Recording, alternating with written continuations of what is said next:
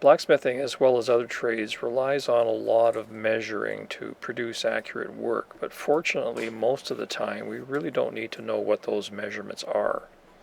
On smaller projects, when we're trying to fit two pieces together, we can simply hold them next to each other and take a direct measurement off of the two pieces. When that isn't practical, there are a couple of tools that we can use to record that measurement and then bring it over to the workpiece. This tool was called the Traveler, and it was used to measure curved lines or curved surfaces that would normally be difficult to measure by any other means. This is another form of Traveler, which is built in a smaller size.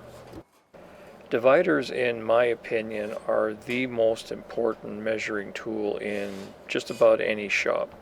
And it amazes me to find out at times how few people use them or even understand their importance.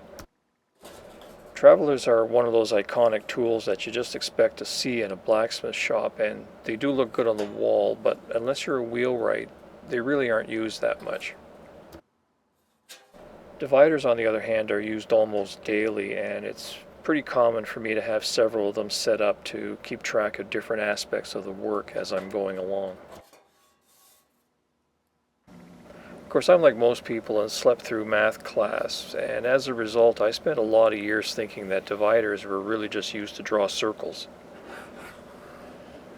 So for those of you that need it, here's some basic geometry that's going to make your life a lot easier in the shop.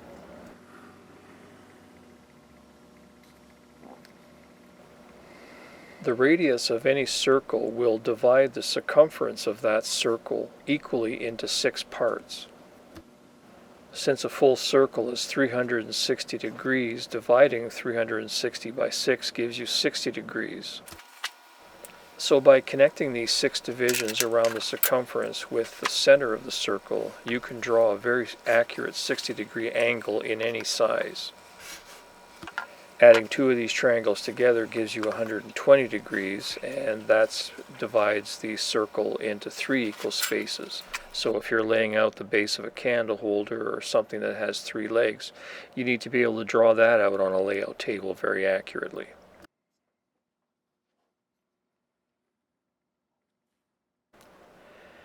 If I want to divide the 60-degree angle from the bottom triangle in half, all I need to do is take the dividers and swing 2 arcs from the outside corners of that triangle.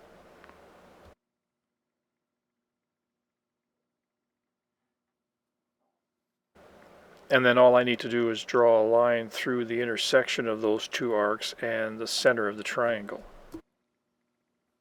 And that divides this 60-degree angle into 2 30-degree angles. This 30-degree angle added to the 60-degree angle from the top triangle makes a 90-degree angle.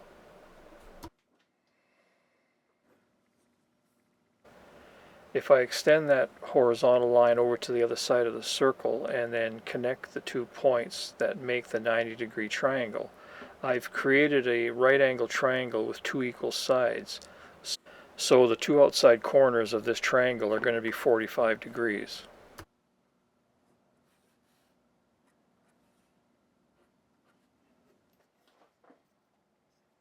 Dividers can also be used to lay out a line that is exactly 90 degrees in relation to another line. You start by laying out 2 points somewhere on the line. They can be any spacing, it really doesn't matter.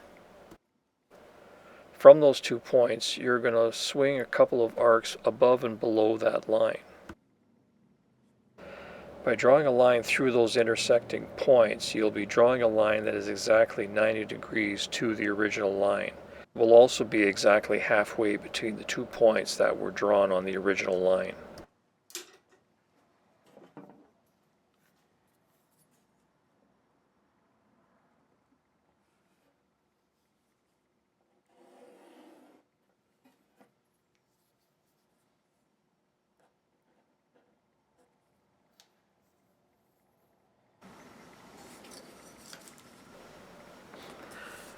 To measure at my anvil, I usually have a ruler that's clipped to the face of the anvil.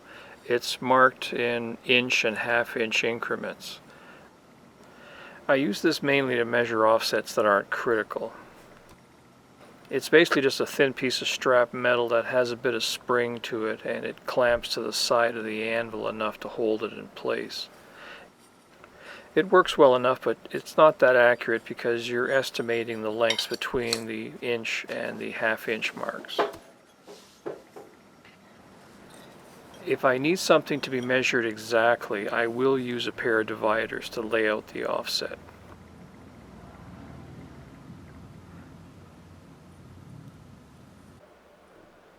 If I need to create a bend or something at a specific location, I'll usually use dividers to measure the amount of overhang across the anvil. I prefer this over punch marks because quite often center punch marks get lost under the scale and they all take time to find them again. You're using a wire brush to clean off the scale, and even then sometimes they're hard to see, but a pair of dividers, you can position the bar very quickly with very little loss of heat. For longer bars that extend beyond the reach of my dividers, I'll revert back to the old chalk mark technique. And that's where I place a chalk mark that's safely outside of the center of the fire so I don't lose it in the fire. And then I'll use that mark to reference the location of the bend. I'll use this same technique if I need to line up a punch very accurately. This chalk mark is where I need to punch a hole. And instead of using center punch marks to get the location, I'm going to set a pair of dividers up so that I can use them at the anvil when I take this out of the fire. When I take the work out of the fire, I hold the chisel with my tong hand and the dividers with my hammer hand. Then I can lay the dividers down and then hammer the punch to set it. Because I'm not spending a lot of time looking for center punch marks, I can lay out the other side very quickly as well.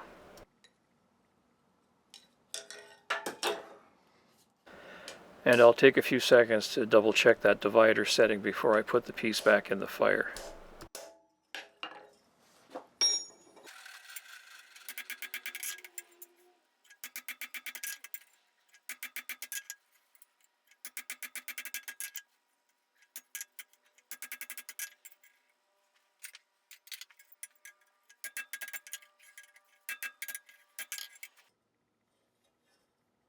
Here you can see how the holes lined up. The one side isn't very straight, but the holes did line up pretty accurately.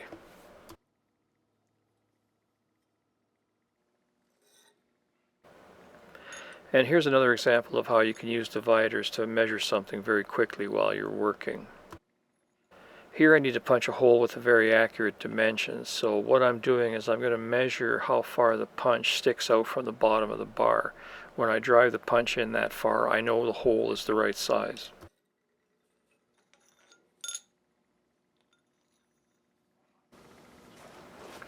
Another area where the dividers can be used to measure very accurately and quickly is when you have, say, a split in the bar, like if you were making a fork and you needed to measure that both tines were the same length. Simply using a pair of dividers to compare the length of both tines will really simplify the work.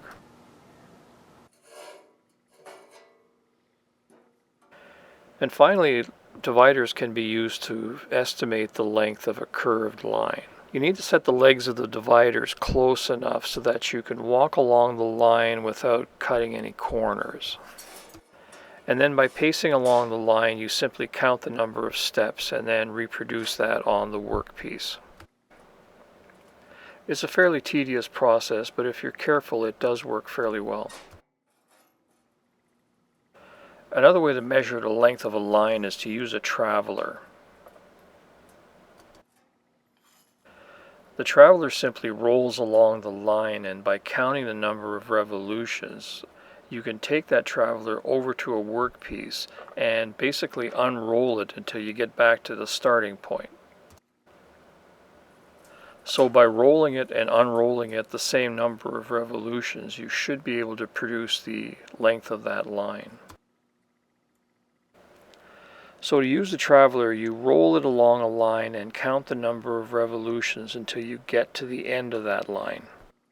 And then I'll lock the position of the traveler by pressing my fingers up against the wheel. and then I'll go over to the workpiece and I'll start at the opposite end of the workpiece and roll backwards the same number of revolutions that I used to measure the line until I get back to the starting point. The problem with using the traveler and the dividers as well to measure a line is that you're using it on hard metal, and there's very little way for the traveler or the dividers to get any traction and to get a secure footing basically on the workpiece. So it's very easy for the legs of the dividers to slip or the wheel to start skating around without you noticing it. And there's a lot of potential for error. So it was common practice to take several measurements and basically just average out the results. On this traveler, there's a hole drilled into the wheel so you can tell, where you are when you're counting the revolutions.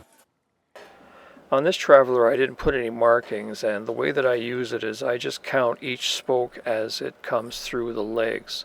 So I'm basically counting half revolutions instead of full revolutions.